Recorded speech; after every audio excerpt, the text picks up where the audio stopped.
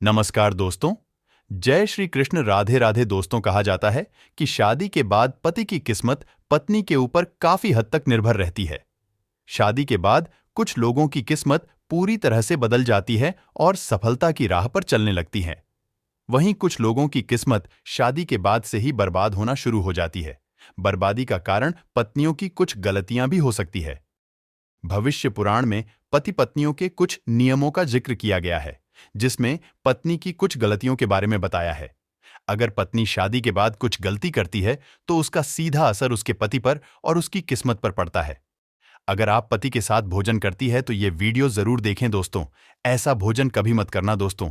सच्ची श्रद्धा से कमेंट्स में जरूर लिखें। हर हर महादेव। राधे राधे दोस्तों। आपने ये कहावत सुनी होगी कि हर सफल इंसान के पीछे एक औरत का हाथ होता है। ये कहावत यूं ही नहीं कही गई है। दरअसल हिंदू पुराण में भी पति की सफलता के पीछे पत्नी को ही अहम कारण माना गया है। कई मामलों में तो पति की तरक्की भी रुक जाती है, इसीलिए शादी के बाद पत्नी को कुछ कायदों का ध्यान रखना चाहिए। तो चलिए जानते हैं ऐसे नियम कायदों के बारे में जो पत्नी को जरूर पालन करने चाहिए। लेकिन उससे पहले आपसे रिक्वेस्ट है कि अगर आपने हमारे चैनल को अभी तक सब्सक्राइब नहीं किया तो जल्दी से सब्सक्राइब कर लीजिए दोस्तों। पत्नी की यह 5 गलतियां पर को बर्बाद कर सकती है। पहली गलती, सुबह देर से उठना। कोई भी पत्नी अगर सुबह सूर्योदय के बाद भी बिस्तर पर सोती रहती है तो वहां काफी मात्रा में नकारात्मक ऊर्जा पैदा होती है। ऐसा कहा भी जाता है कि देर से उठने वाली महिलाओं के पति को हमेशा दुर्भाग्य का सामना करना पड़ता है। इस ऊर्जा का सिर सीधा पति के भाग्य पर पड़ता है और पूरा दिन बेकार जाता है। इसीलिए पत्नी को हमेशा सूरज निकलने से पहले जाना चाहिए। दूसरी गलती, साफ सफाई ना रखना। जो महिलाएं अपने घर की साफ सफाई नहीं करती तथा जिनके कमरे से बदबू आती है, वहां दरिद्रता को आने में देर नहीं लगती। यथार्थ पति की कमाई पर भी असर होने लगता है। ऐसा माना जाता है कि जो महिला गंदगी रखती है उसके पति का खर्च ज्यादा होता है। इसीलिए पत्नी को घर और कमरे की हमेशा साफ सफाई करनी ही चाहिए। तीसरी गलती, पत्नी का रोज गिनाना। जो भी पत्नी या महिला रोज नहीं नहाती हैं या अपने आप को साफ नहीं रखती हैं, वह महिला नेगेटिव एनर्जी हुई रहती है और इसके इर्द गिर्द नेगेटिव और गांव का भी आभास होता है दोस्तों। ऐसे में पति आलसी हो जाता है और उसे काम में या किसी भी चीज में मन ही नहीं लगता। चौथी गलती, पत्नी का लड़ना और कटुवचन बोलना। अगर महिला अपने पति से हर बात पर लड़ती है या झगड़ती है तो पति का माइंड डाइवर्ट हो जाता है, जिसका असर उसके काम और व्यवहार पर भी दिखता है। पांचवीं गलती, खाने में भेदभाव करना। जो कोई भी महिला अपने पति को खुशी मन से या तहे दिल से खाना नहीं खिलाती, उसके पति की बर्बादी वहीं से शुरू हो जाती है। वहीं दोस्तों, भोजन करने से पहले 5 अंक, 2 हाथ 2 पैर और मुख्य, इनको अच्छी तरह से धोकर ही भोजन करना चाहिए। भोजन से पहले अन्य देवता तथा अन्नपूर्ण माता की करके उनका धन्यवाद करके बोलना चाहिए कि सभी भूखे प्राणियों को भोजन प्राप्त हो, और ईश्वर से ऐसी प्रार्थना करने के बाद ही भोजन की शुरुआत करनी चाहिए। भोजन बनाने वाली महिलाओं को स्नान करके ही शुद्ध मन से ही मंत्र जाप करते हुए रसोई घर में प्रवेश करना चाहिए और भोजन बनाना चाहिए।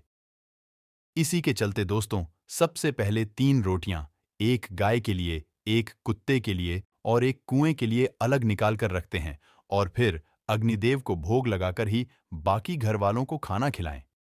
दोस्तों, आपको बता दें कि भोजन के नियम में सबसे खास है भोजन करने की दिशा। भोजन पूर्वोत्तर की ओर मुख करके ही करना चाहिए। दक्षिण दिशा की ओर करके किया गया भोजन भूत प्रेतों को प्राप्त होता है।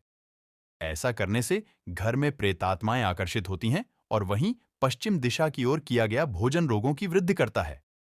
दोस्तों, बिस्तर पर बैठकर अपने हाथों पर रखकर या टूटे फूटे बर्तनों में भोजन कभी नहीं करना चाहिए। ऐसा करने वाला व्यक्ति नरक की ओर बढ़ता है। दोस्तों, आपको बता दें कि ऐसे मनुष्य के हाथों द्वारा भोजन कभी नहीं करना चाहिए। कंजूस के द्वारा, वैश्य के हाथ का शराब बेचने वाले का दिया हुआ भोजन और व्यास का धंधा करने वाले व्यक्ति का भोजन कतई नहीं करना चाहिए। इससे व्यक्ति को नरक की यातना भुगतनी पड़ती है। भीषण पितामह कहते हैं कि भोजन के दौरान थाली में अगर बाल या कंकड़ आ जाएं तो उसे वहीं पर छोड़ देना चाहिए।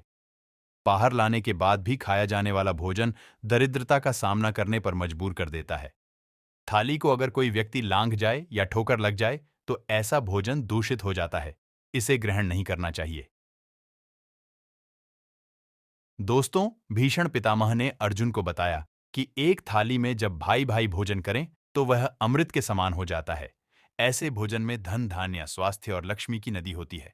ऐसे भाई को नरक नहीं जाना पड़ता, होती है स्वर्ग की प्राप्ति।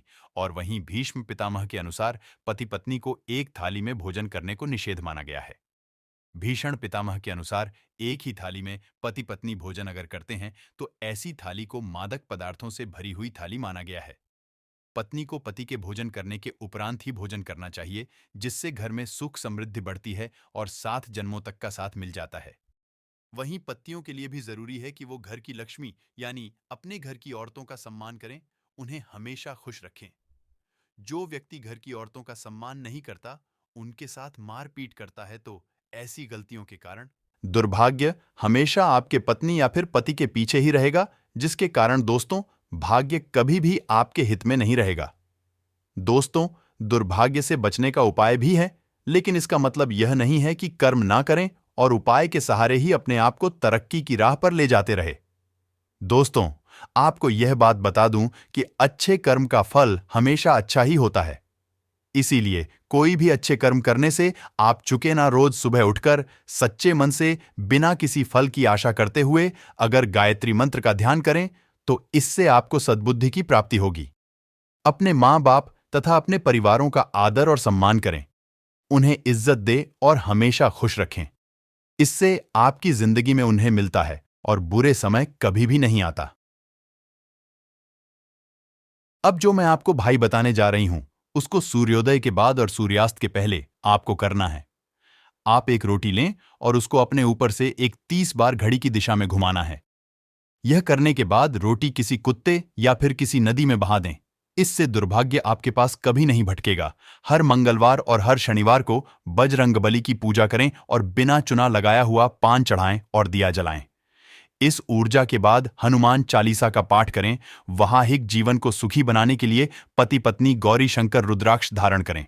दोस्तों, रोज सुबह उठकर तैयार होकर गणेश जी की आराधना करें। इससे आपके जीवन में जितनी भी बला ये है वह टल जाएंगी। सायंकाल के समय घर के सभी सदस्यों को मिलकर आरती भजन करना चाहिए। भारतीय परंपराओं में यह शामिल है। इसके पीछे ना सिर्फ धर्म है, बल्कि इससे घर में सकारात्मक ऊर्जा का संचार होता है। देवी लक्ष्मी का घर में आगमन बना रहता है और सुख समृद्धि आती है। संध्या के समारोह ने उदास बैठने से नकारात्मक भाव का संचार होता है। ऐसा ना करें दोस्तों।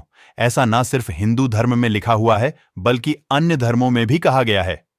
इसी के साथ ही दोस्तों, आम तौर पर बहुत सी महिलाएं से बहुत सी गलतियां होती हैं।